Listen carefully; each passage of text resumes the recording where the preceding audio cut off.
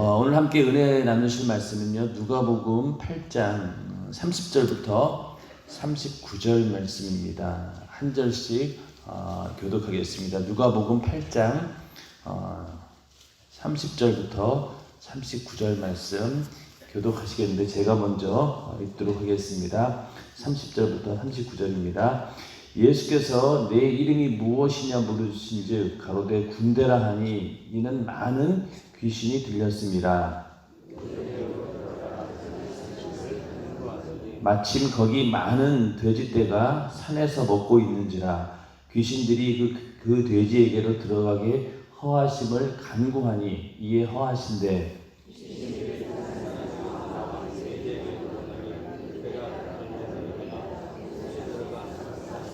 치던 자들이 그된 것을 보고 도망하여 성내와 촌에 보아니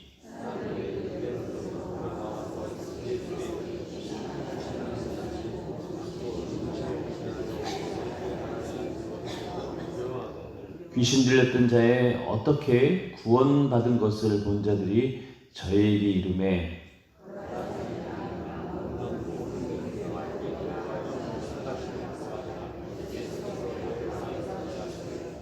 귀신 나간 사람이 함께 있기를 구하였으나 예수께서 저를 보내시며 가라사대 집으로 돌아가 하나님이 내게 어떻게 큰일 행하신 것을 일일이 고하라 하시니 저가 가서 예수께서 자기에게 어떻게 큰일 하신 것을 온 성내에 전파하니라. 아멘.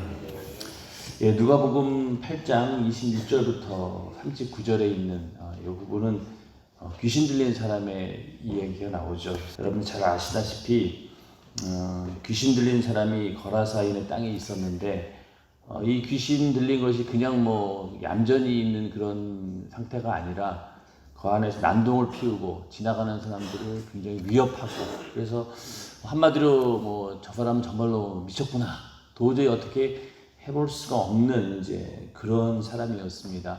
그런데 예수님께서 이제 나타나셔서 서로 이제 만나게 된 거죠. 이 귀신 들린 자하고 예수님하고. 그런데 귀신 들린 자가 귀신같이 예수님을 먼저 알아봅니다. 그러면서 제발 나랑 무슨 상관이 있느냐, 나와 상관없으니까 나를 괴롭게 마십시오. 이러면서 이제 두려워합니다. 그랬더니 예수님께서 더러운 귀신아, 너 그 사람에게서 나오라. 이렇게 이제 말씀하셨는데, 그 다음에 또 예수님께서 네 이름이 뭐냐? 이렇게 군대라고 이렇게 얘기를 하면서 많은 귀신이 들렸다. 이렇게 귀신이 고백을 합니다. 그러면서 이게 귀신이 두려워해서 나가긴 나가겠는데, 지금 아직 때가 이르지 않았으니 무저갱으로 지옥으로 들어가라 하지 말라 이렇게 간구하면서 갈 때가 마땅치 않으니까 이제 예수님이 딱 보는 순간 저쪽에 돼지떼가 있는 거예요. 돼지떼가 여기 누가복음에는 기록이 안 되어 있지만 다른 복음서에는 2,000마리라고 얘기가 나옵니다. 그 2,000마리가 되는 그 돼지떼로 들어가게 해달라고 이제 귀신이 이제 부탁을 하죠. 그래서 예수님께서 그 부탁을 들어주면서 그러자 이제 귀신이 돼지떼에 들어가서 갑자기 들어가는 순간 그 돼지가 한 마리 두 마리씩 계속 물속에 빠져들어서 완전히 몰사하는 그런 일이 벌어지게 됩니다. 우리가 왜 어떤 사람이 귀신을 쫓아내는데 막 떠나갔다라는 것도 굉장히 대단하고 놀라운 일인데 그 눈에 보이는 현상이 여기 그 안에 있던 귀신들이 갑자기 돼지떼에 들어갔어요. 돼지도 한두 마리가 아니라 2,000마리라 생각해보세요.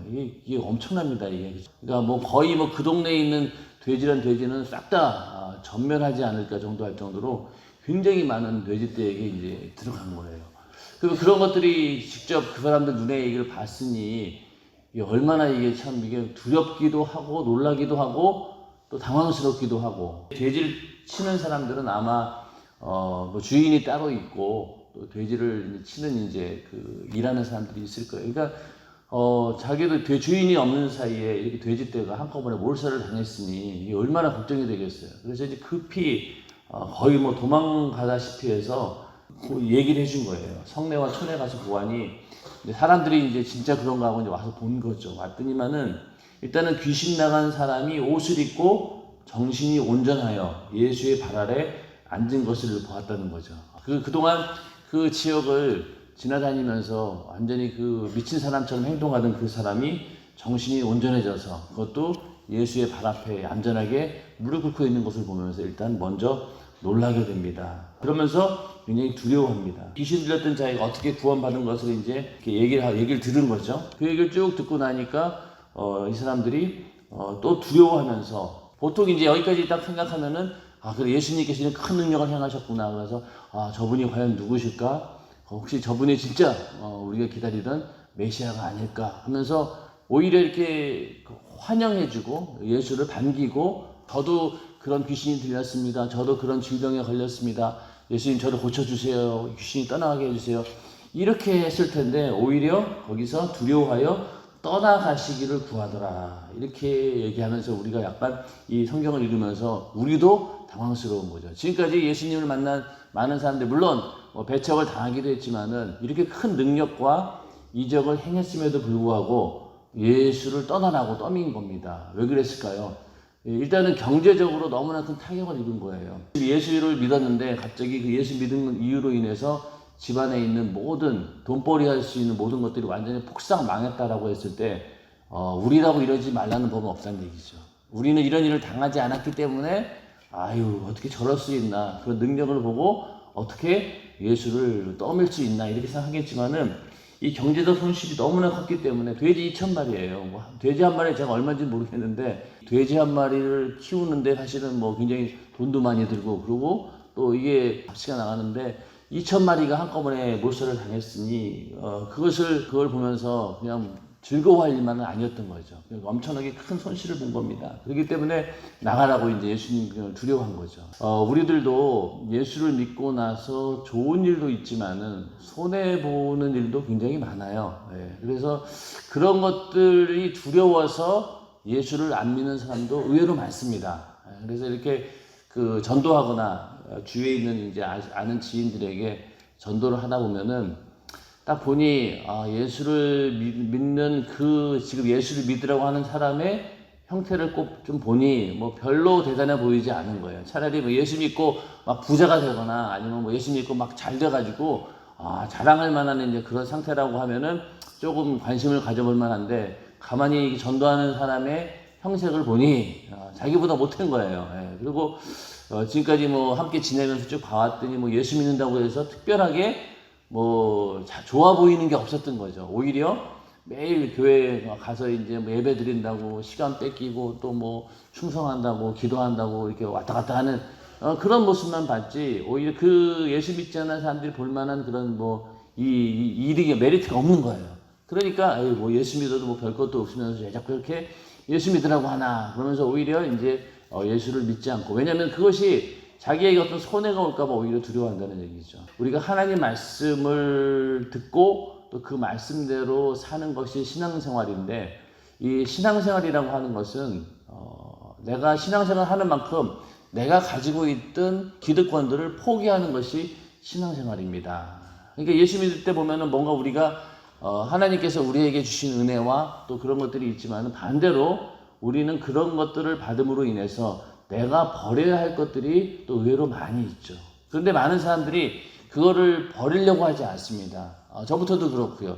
인간인지라 일단은 그것을 붙들고 이것도 갖고 또 예수도 갖기를 원하는 그런 욕심이 있기 때문에 어지간해서 자기에게 손해보지 않고 내가 가지고 있던 것을 버리지 않고 그냥 어떻게든 그냥 예수 믿고 구원이나 받아볼까 이런 마음을 가지고 신앙생활 할 때가 우리는 많이 있습니다. 그러나 그런 것들을 버리지 않고는 절대로 우리 안에 예수가 함께 하실 수 없죠. 이게 병행이 안 되는 거예요. 두 주인을 섬길 수가 없습니다. 그래서 우리는 항상 예수를 믿는다고 해서 여러 가지 손해가 온다 할지라도 어떤 경우에는 이렇게 귀신 들려가지고 완전히 그 지역이 폭삭 망할 정도로 그런 어려움이 닥친다 할지라도 우리는 절대로 예수만은 놓치지 말고 끝까지 붙들어야 될 줄로 믿습니다. 항상 예수만이 우리의 삶의 중심이 되시고 그것을 우리의 최고의 가치로 여기는 우리 모두가 되기를 예수님의 이름으로 축원합니다. 그래서 예수 안 믿을 때는 사업도 잘 되고 하는 일도 별로 어려움이 없더니 예수 믿고 난 다음부터 하나님 주시는 감동에 따라 예물도 드리고 또 정신없이 이게 신앙생활 하다 보니까 장사나 사업이나 직장이나 좀 게을리하게 되고 그렇게 해가지고 결국은 손해를 보게 되는 그런 일들이 많이 있습니다. 그럴 때마다 우리는 절대로 그 손해를 생각하지 마시고 우리가 얻었던 하나님의 은혜 또 우리가 받았던 보이지 않는 그런 신령한 복으로 인해서 그것을 계수할 때 내가 큰 복을 받았구나라는 그런 마음으로 늘 감사하기를 주님의 이름으로 축원합니다.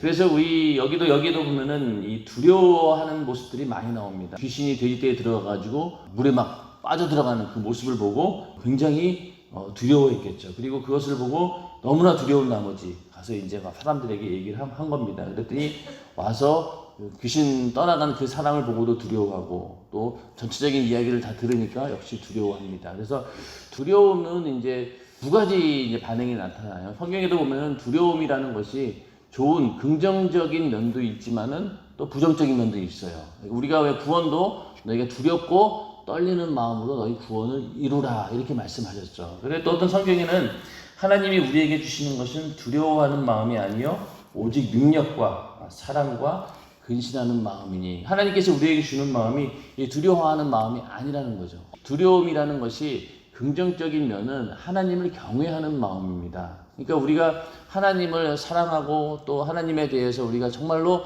좋은 마음을 가지고 또 우리가 그 사모하는 마음을 가지고 있으면서도 한편으로는 두려워할 줄 알아야 되는 것이 우리 신앙인의 올바른 자세입니다.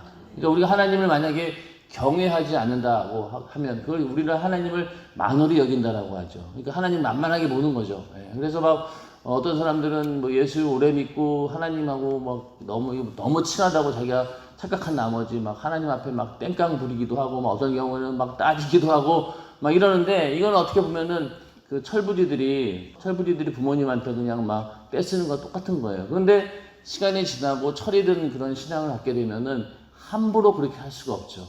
물론 하나님께서는 우리를 끊임없이 사랑해 주시고 또 우리를 돌봐주시고 우리에게 한없는 그런 은혜와 사랑을 베푸시는 분이긴 하지만은 그러나 그분은 천지 만물을 지으신 분이고 또 내가 지옥에서 고통당하고 죽어가는 것을 방관치 않으시고 자기 아들을 내어서 우리를 살리신 그런 분이기 때문에 우리는 마냥 그분을 좋아한다라고만 할 수 없는 거죠. 그 안에 두려운 마음, 경외하는 마음이 반드시 있기 마련입니다. 그리고 또 우리의 이 삶이라고 하는 것이 그냥 녹록한 것이 아니라 항상 약한 마귀의 역사가 우리를 어떻게든 신앙생활하지 못하도록 또 하나님의 은혜와 사랑에서 끊어놓으려고 끊임없이 우리를 이렇게 삼킬자를 두루 찾는 그런 사자처럼 우리에게 공격하고 있는 그런 상황에서 끝까지 우리를 지켜주시고 우리를 보호해 주시고 또 우리를 환난 가운데 있을 때 우리가 피할 수 있는 그런 분이 하나님이시기 때문에 우리는 하나님을 함부로 대할 수가 없습니다. 그렇기 때문에 항상 우리는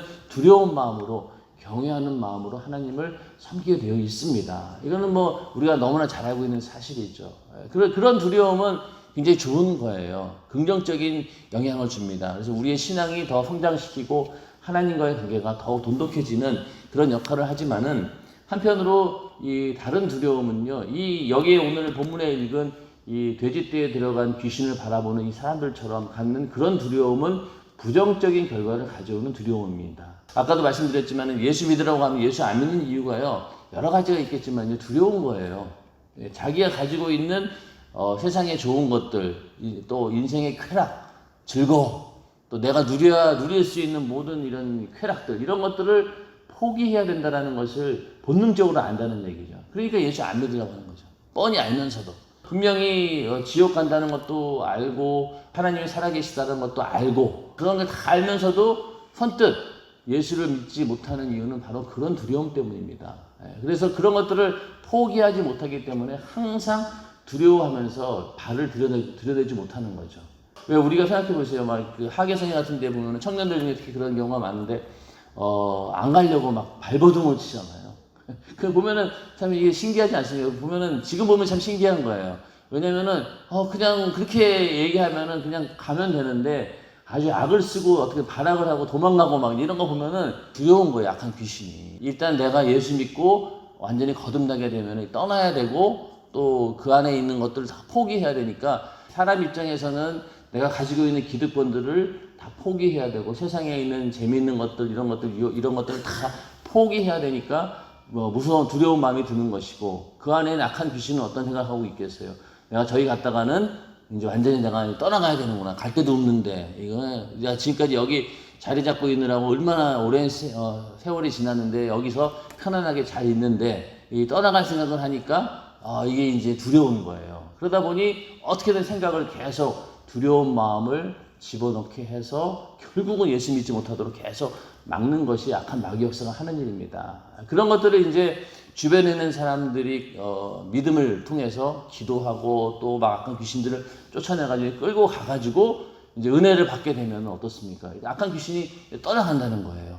그러면은 그 두려움이 사라지게 되죠. 예수를 믿으면 오히려 힘들고 어려울 줄 알았는데 막상 예수를 믿고 신앙생활을 해보니 이거보다 더 즐거운 건 없네. 이러면서 이제 그제서야 약한 귀신들이 떠나가면서 내 안에 하나님 주시는 평안이 넘쳐나게 되고 두려움이 사라지게 됩니다. 이 두려워하는 자들의 특성은 바로 그 안에 죄가 있다는 것이고 악한 마귀 역사, 귀신들이 역사한다는 것이고 그러한 두려움은 우리가 쫓아버려야 돼요.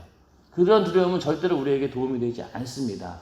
우리는 하나님을 경외하고 두려워하되 그러한 부정적인 두려움은 싹 다 버려야 되는 것이죠. 왜? 마귀가 주고 귀신이 주는 생각이기 때문에. 그 두려움을 우리는 이제 버려야 됩니다. 그래서 귀신이 돼지떼로 들어가는 것을 본 그 마을에 있는 사람들도 그런 어떤 영적인 그 이면에 있는 하나님의 축복을 받으면은 예수를 더 환영하고 예수를 모시고 그 마을에서 오랫동안 붙들어 놓고 이런 문제도 있습니다. 저런 문제도 있습니다 하면서 예수님의 어떤 그 복을 받았으면은 아마 상황은 달라졌을 거예요. 돼지 때는 물론 경제적인 손실은 있었겠지만 그거보다도 더 큰 하나님의 은혜를 받았을 텐데 그런 것들을 다 놓치고 마는 이제 그런 모습들을 우리는 보게 됩니다. 귀신 나간 사람이 이제 이 사람은 이제 은혜를 받은 거예요. 지금까지는 제정신이 아닌 상태로 귀신에게 붙들려서 그렇게 살았는데 정신을 차리고 보니 자기 앞에 예수가 있는 거죠. 이분이 나에게 은혜를 베푸시고 성경에 여기 보면은 36절에 보면은 귀신 들렸던 자에 어떻게 구원받은 것을 본 자들이, 그러니까 이 사람은 구원을 받은 거예요. 우리가 구원을 받았다라고 하면은 내 영혼이 구원받았다라는 것도 말하겠지만은 여기 귀신 들렸다가 고침받은 사람들, 또 병에서 고침받은 사람들, 이런 경우에도 성경은 그 사람을 구원을 받았다라고 얘기를 하고 있습니다. 그러니까 이 사람은 정말 극적으로 구원을 받은 거예요. 그러니까 그 예수 앞에 무릎 꿇고 어떤 얘기를 하냐면은 귀신 나간 사람이 38절이네요. 함께 있기를 구하였으나. 그러니까 이제 자기가 이제 은혜를 받았으니까 예수님과 함께 하면서 예수님을 따라가기를 이제 원했던 것이죠.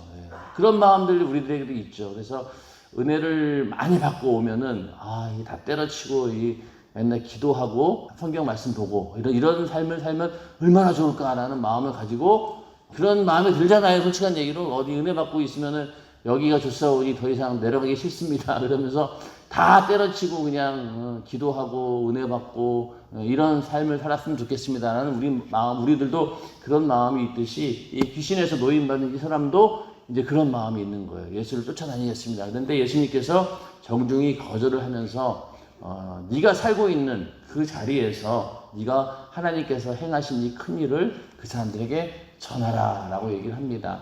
이런 이 말씀 속에는 여러 가지 의미가 있겠지만은 우리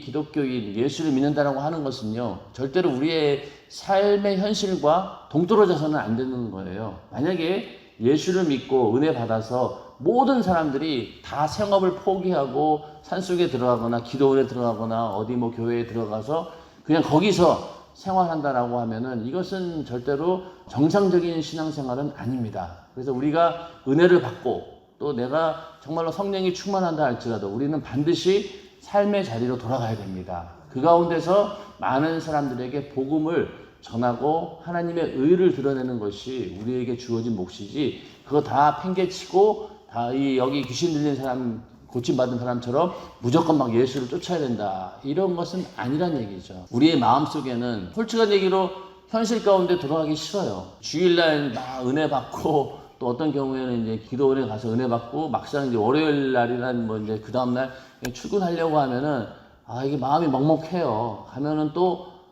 일에 시달리는 것도 물론 있지만은 또 믿지 않는 사람들과의 만남 속에서 여러 가지 또 겪어야 되는 그런 곤란한 상황들이 있기 때문에 그런 것들 때문에 이게 머뭇머뭇거리는 거죠. 그런데 그럴 때일수록 우리는 세상에 나가서 내가 받은 은혜를 더 전하고 전도하고 오히려 나를 통해서 하나님의 나라가 확장되어 가는 것, 그것을 우리는 사명으로 알고 우리는 세상으로 나가야 됩니다. 그래서 세상에 나갔다가 또 3일 예배 되면은 또 돌아오고, 또 그날 저녁 기도 모임이 되면은 또 다시 교회에 와서 우리가 은혜를 또 은혜 받은 것을 잃지 않도록 기도로 다시 무장하고, 그러고 또 다음날 일터나 우리가 삶의 현장으로 나가게 되고, 이런 것들이 절대로 이게 분리될 수 없는 겁니다.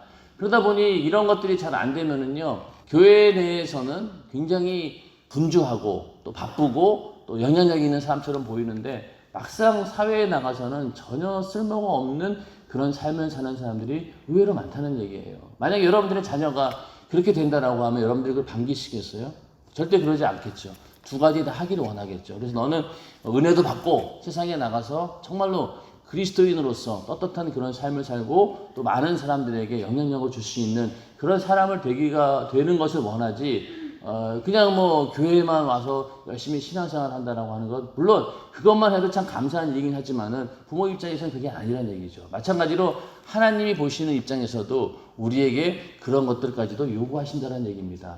귀신이 떠나간 이 사람도 뭐 예수님 쫓아다니면은 편하겠죠.